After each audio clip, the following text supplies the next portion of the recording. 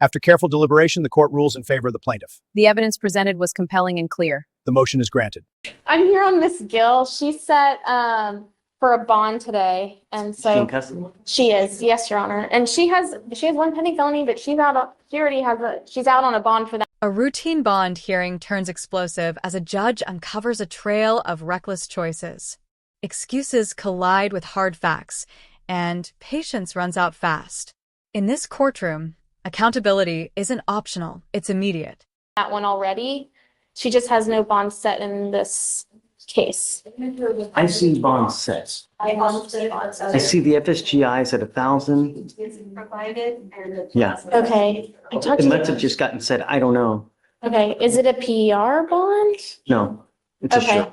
Okay, then if we could review it today, is that possible? Absolutely. Do Okay. you mind, Deputy Etchigon, do you need a translator?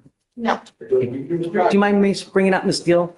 All right. Good morning, Miss Gill. Good morning, Your Honor. I wanted to bring you out because we're talking about you, and it's only fair that you get to hear what's transpiring since these are your cases. Yes, sir. I want you to know, I don't know anything about your case. All I know is that you've now, as of 3/26, yesterday, you picked up a failure to stop and give information. What happened? Oh, well, hold on. You have the right to remain silent. Anything you say can or will be used against you. Okay, good. On March 25th, 2025, officers were dispatched to 15357 Wallaceville Road in Harris County, Texas, regarding an FSGI call. Upon arrival, the officer spoke with the complainant, who stated that she followed the defendant after the defendant's vehicle hit her twice and failed to stop and give information. The complainant stated that she was driving southbound on the East Sam Houston Parkway, and the defendant failed to drive in her lane and sideswiped her, causing the vehicle damage to the right side panel of the defendant's vehicle. The complainant stated that she blew her horn several times for the defendant to stop, and the defendant refused. The complainant followed for approximately 3 miles to 15242 Wallaceville Road, and the complainant and the defendant exited their vehicle, and the complainant told the defendant that she hit her vehicle and needed insurance information. The defendant then told the complainant no, and that she was getting something to eat. The defendant went inside the business, exited, and then entered her vehicle and attempted to drive away. The complainant blew her horn several times to get the defendant to stop and told her the police were coming, but the defendant ignored the complainant. The defendant then began to put her vehicle in reverse and proceed backwards, hitting the complainant's vehicle a second time. The So complainant. are you telling me that now it was intentional? The complainant moved her vehicle to avoid being hit and followed the defendant. The complainant flagged the police down to identify the defendant as the person who struck the vehicle. The estimated damage from the complainant was around $4,000, and the defendant stated she didn't stop because she was hungry and colored. And what? Colored. Color. Yes, Your Honor. Can you look up to see if she has a valid Texas driver license? Yes. Ms. Gill, I'm going to find that there is sufficient probable cause to go forward with your case. Not only are you on a felony probation for assault of a peace officer, not only are you on felony probation for injury to a child under 15, but you pick up, after both of those, an evading arrest vehicle and now an FSGI. I am taking away your privilege to drive. You will now be signing an affidavit with me today, promising me you're not going to drive. I don't give a rat's behind what your excuse is. If I find that you drive in violation of this affidavit, I will have a contempt. I can have a contempt hearing. I can have a contempt. After.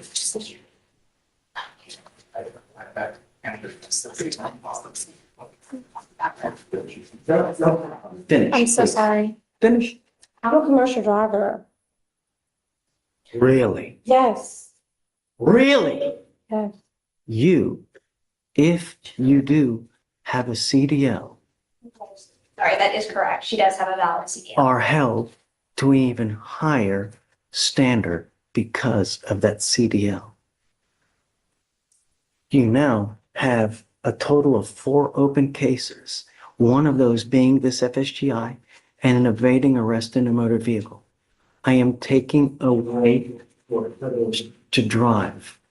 If I find that you do, I can have a contempt hearing. You can be facing an additional 6 months in jail and a $500 fine.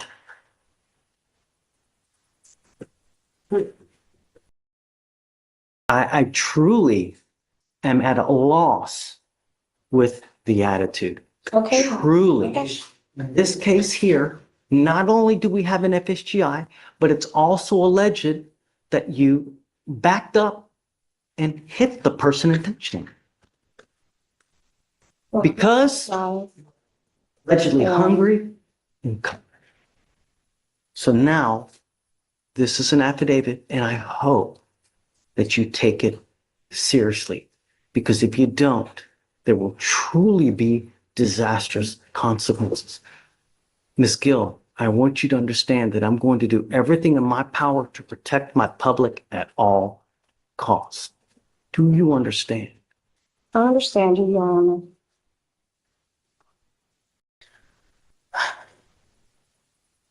May I make argument for a PR bond, Your Honor?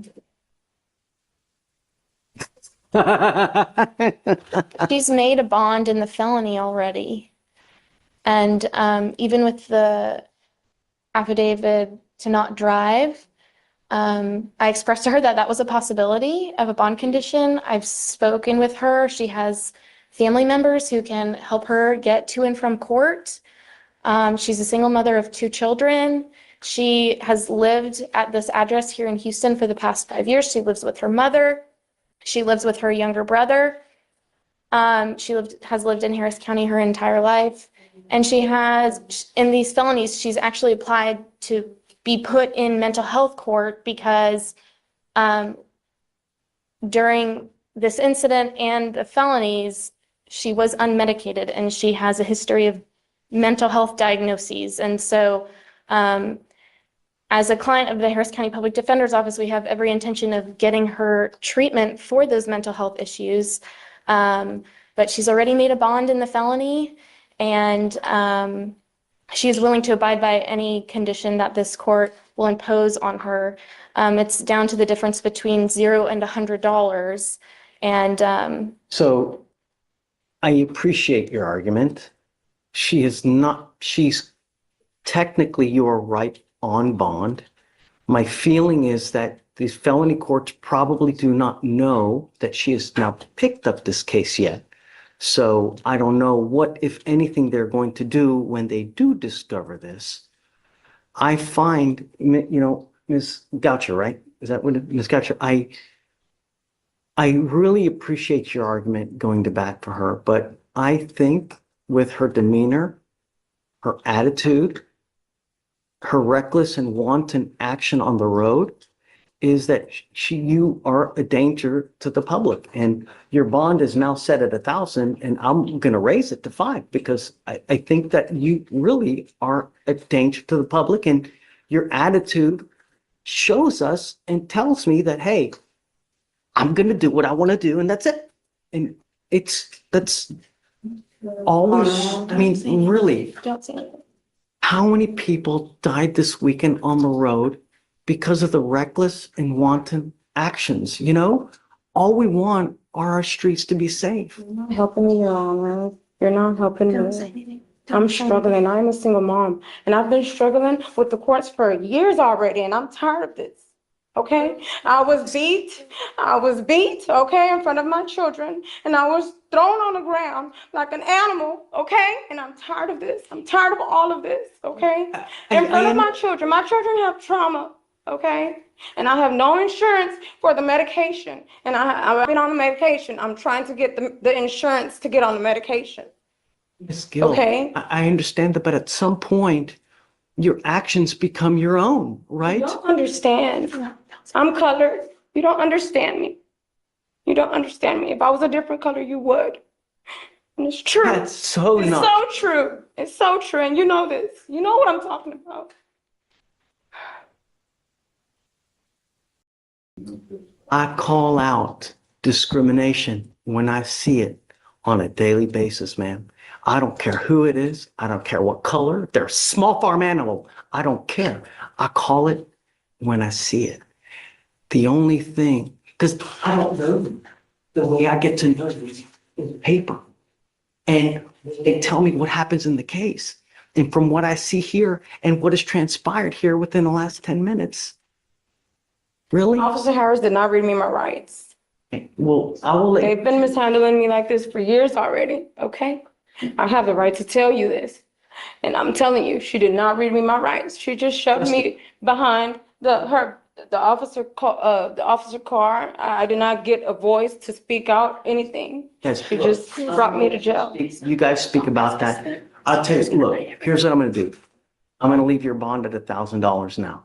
All right, I'm not gonna raise to 5, but I can't continue to give you a PR bond. Terminated from employment too. Listen, Okay. do not drive. It's the only thing I'm asking you to do. I'm a commercial driver. Don't pick up a new Yes, case sir. Yes, sir. and just, all right.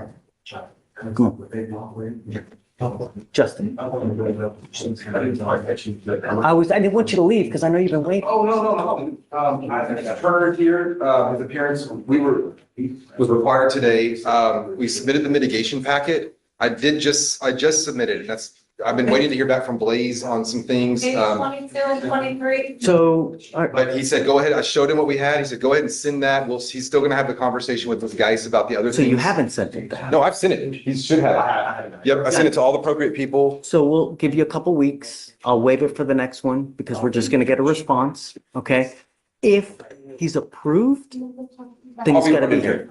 So we can do a Okay. TRAS. Okay? Oh, right.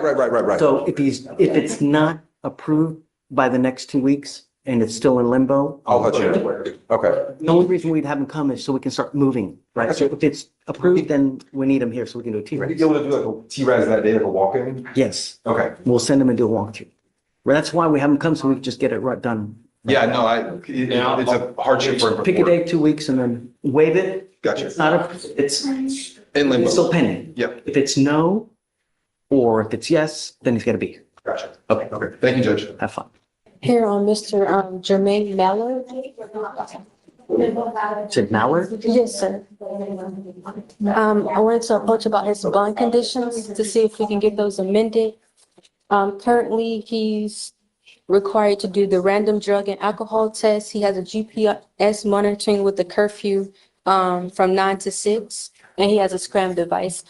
I wanted to see if he could get the GPS monitor removed and have the curfew removed. He does work.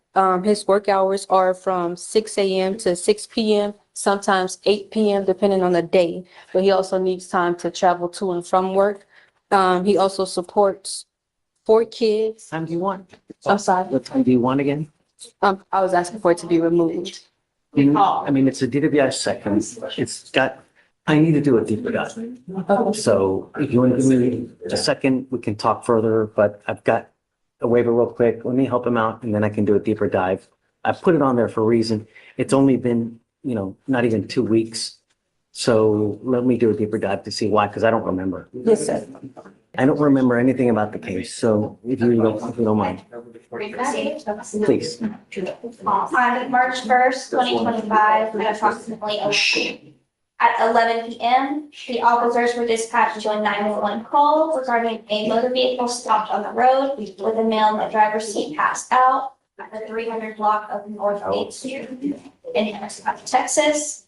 The officer observed the defendant's motor vehicle stopped on the road facing the wrong side, forcing multiple motor vehicles to drive around the defendant. The officer observed the defendant's engine on, with the defendant sitting in the driver's seat, appearing to be sleeping or passed out, with the motor vehicle in drive and the defendant's foot on the brake. The officer observed an open container of. Come up, Mr. Mallard.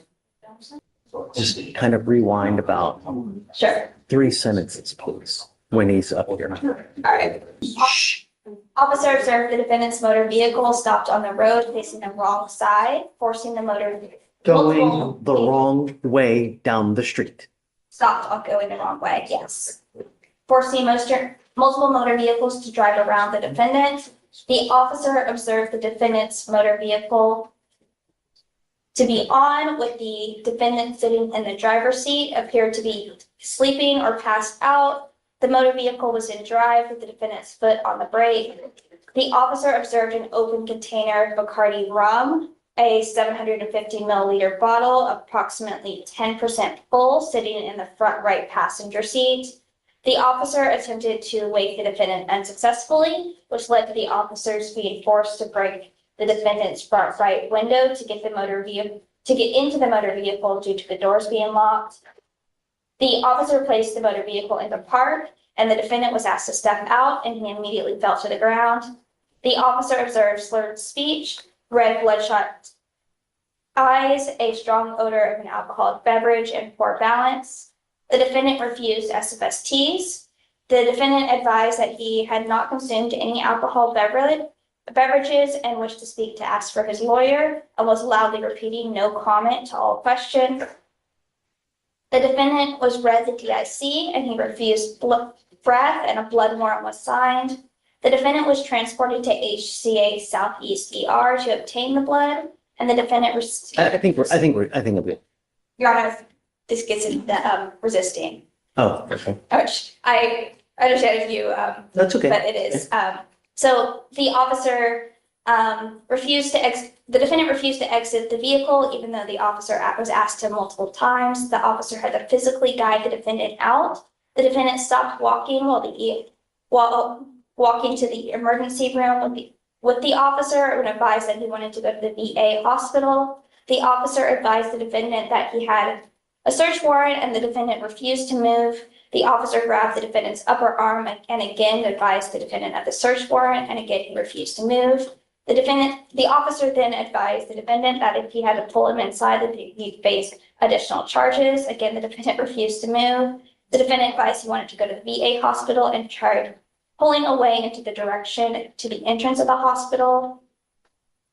The defendant went dead weight and laid on the ground outside and refused to move and screaming at the top of his lungs, "Someone help me." The officers had to be assisted by hospital security and placing the defendant into a wheelchair and transported to the hospital, and blood was drawn with the assistance of 3 officers holding the defendant down.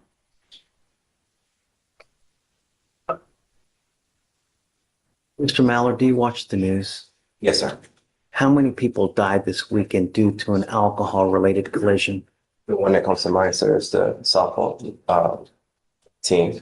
Her mom, her dad passed. It's in critical condition right now. That's the latest one that I did see, sir. There were at least 3, if not 4, different accidents this weekend where people died. There was in Galveston, an entire family that was cut down because of an alcohol-related collision of a person who allegedly just completed a DWI intervention course here, and a couple months later goes out and then decimates an entire family. In this here now, you pled to a DWI not 3 months ago with above a 0.15. Now you hear on another one, there's alcohol allegedly in the car, the wrong way on the street, completely passed out to where. There is a reason why I do things in life. I don't do it just for shice and giggles. I want to protect my community at all cost. And I think that it is an appropriate condition to not have you near the car. Do you understand? Yes, sir. All I care about in this short life is protecting my community. And I'm going to try to do it at all costs. I understand that it may be a hardship to you, but sometimes in life, things are learned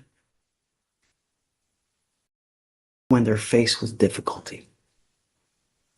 And now I do not want you out in the middle of the night, and I don't want you near a car.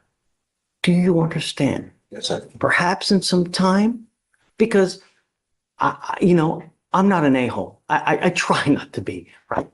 But it's been 2 weeks since you've picked up this DWI. I shudder to think, do you have the blood back yet? No, I did not have to get back yet. Before anything, even remotely getting near, I want to see some proactivity on your part. Yes, sir. But you coming up here and saying, woe is me, goes in one ear, goes out the other ear. I care about my community. That's what I care about. That's what matters most to me. And I'm going to protect it at all costs. Okay. You understand? Yes, sir. So I am willing to work with you on the hours if you need hours to work, but I don't want you out in the middle of the night. Do you understand? Yes, sir. Okay, thanks. Thank you, Yanni. Please. And just to let you know, he has started attending AA meetings. He's been attending for the past couple of weeks every night, virtually. One of the facilities that offer the AA meetings, they do offer it, is it at 10? It's at 9:30. At 9:30. But his curfew would need to be extended a little bit more, that too. You can do it at all times during the day. You can do it remotely. You can do it via Zoom. You can do it online. I don't want you out at night. It's not going to happen. Because then if I let you out at 9:30 at night, well, I need an hour to get back home. And then now it goes to 10:30. I'm not going to do it. Their AA meetings are literally all day, every day. You just have to find it. You have to be creative. That's why we have computers. That's why we have the internets to be able to help you. Yes, sir. Thanks. Thank you, Yanni. Good morning, Mr. Flores. Good morning, sir. How are you? Good today. Good. The reason that you are still in custody is that we gave you a PR bond and you take off. You don't come back to court. This has not happened but once. It has happened already multiple times. So that's why I can't just continue to give you PR bonds. When you do, you just take off. The only thing I need you to understand is that, when you plead guilty to something, it sticks with you forever. You cannot try to plead guilty to something, get out and try to change it or do this or do that. This is when you do this, when you accept a plea bargain, it stays. Judge, Your Honor, I'm truly sorry for what I've done, like my whole life. I just asked for another PR bond. I'll make it a court. I actually call my mom, see if I could stay with her until she drops me off at court, and whatever they say from there, if I'm guilty or not guilty, I'll plead guilty. Or if I'm innocent, I'll Where you plead living innocent. now? My mom stays in Tomball now. No. Are you living on the street or are you living? I'm homeless, but I've actually talked to my mom, and me and her are actually going into a good relationship now, Did you just get picked up? like mother and son. And yeah, they caught me at the airport, and Look, I don't want you to talk about the case. The thing is that I don't want to continue to give someone a PR bond if you're just going to go to the streets. The streets are not a safe place. I won't go back to the street. The streets I know. aren't for me anymore, man. I don't want to be in the street. I don't want to be homeless anymore. And I've talked to my mom. She's doing real good, and she actually wants me to be around, pay the bills, and and own a house of my own. Let's do this. Why don't we do a TRAS to see how we go forward? Because I don't know, and we can have the clinicians evaluate them to see how we go forward. First, If you want to do an independent one, I'm happy to give you money for you to do it. Or like I would suggest is just do a TRAS to see where do we go? Because I don't know, but having clinicians talk to him might be the best way to go to see how we go forward. Because the problem is, Harold, is if we just throw him out to the streets, we're throwing him out to the wolves. If he doesn't have a place to go to, or just, Whereas if we have him TRAS, we can try to get down to what the true issue is and why it keeps happening, and then we'll figure out a plan, So you just let me know whatever you want to do. I'm happy to do it. So just we do the TRAS, we just set that up with the CLO or? Yeah, so we'll have Shatori set it up and we'll do it we can expedite it so it gets done within the next couple of days, so he's not just lingering. Judge, has his competency results due then? Yeah, competent. Yeah, Burr, so we can get it done. And then that'll really tell us, perhaps he needs to be in mental health court. I don't know. But that's what we can get the TRAS for. So what do you think, Judge, 2 weeks or? No, not even a week. A week. Okay, thanks. All right, Mr. Flores. Good morning, Mr. Lundy. Sir, you're charged with failure to stop and give information, which is leaving the scene of an accident without exchanging information. You're facing up to 6 months in jail and or a $2,000 fine. We're going to do probable cause. You have the right to remain silent. Anything you say can or will be used against you. You have the right to have an attorney present. If you cannot afford one will be appointed to you, sir. On March 12th, 2025, at approximately 4:45 p.m., an officer was dispatched to an FSGI call. Upon arrival, the officer spoke to the complainant, who stated he was traveling north on FM when a vehicle crashed into his vehicle. The driver then fled the scene without exchanging information. Complaining witness to the passenger stated that they were rear-ended, causing the defendant's vehicle to crash into a ditch. Defendant then approached them to check on their welfare, and once he saw they were unharmed, the defendant fled the scene on foot. The officer observed significant rear-end damage to the complainant's vehicle. The complainant provided a description of the defendant, and the officer ran the license plate and found the registered owners were Michael Lundy and Dylan Lundy. On March 13th, 2025, the officer received a call from Dylan Lundy, who wished to provide a voluntary statement regarding the incident. The defendant admitted to crashing into the complainant's vehicle and to fleeing on foot because he believed he had an open warrant for failure to appear for a window tint violation. The complainant positively identified the defendant by photograph. The estimated cost to repair was over $200, as the complainant believed their vehicle was totaled. Okay. Can you run his license, please? And does he have any open cases anywhere? If you can run an NCIC. His driver's license is eligible, and I normally don't take note of Class C violations, but I do. No, I don't care about Class C. Right. Didn't, Um, no, I don't care. He does not have any open Nope. cases Okay. at the moment. Got it. All right, Mr. Lundy, I'm going to find there's sufficient probable cause to go forward with the case. The only condition I'm placing on you now is you are not allowed to drive unless you have a valid Texas driver license and liability insurance in your name. If you do not have car insurance, you may not drive. You understand? Yes, sir. Okay, I will waive your appearance because you have a lawyer. Just stay in contact with Will. He'll tell you if and when you have to come back to court. I'll have you sign a receipt, Victoria. We'll have you take a seat while we get your conditions. You'll sign it and then you'll be free to go. Thank you, Judge. Don't pick up any new cases. Yes, sir. That pre-trial bond condition? State's conditions. Okay. Okay, Next is so- on page 12. Howard, come on up. Can you file those, please? Good morning, Mr. Phillips. Good morning, Your Honor. Sir, you're charged with reckless driving. You're facing up to 30 days in jail and or a $500 fine. We're going to do probable cause. You have the right to remain silent. Anything you say can or will be used against you, sir. On March 12th, 2025, at approximately 9:25 a.m., an officer was conducting a stationary traffic enforcement on a public roadway of the 7,000th block of IH 610 southbound in Harris County, Texas. The officer observed a red Ford pickup truck traveling at a high rate of speed with heavy traffic and the posted limit was 60 miles per hour.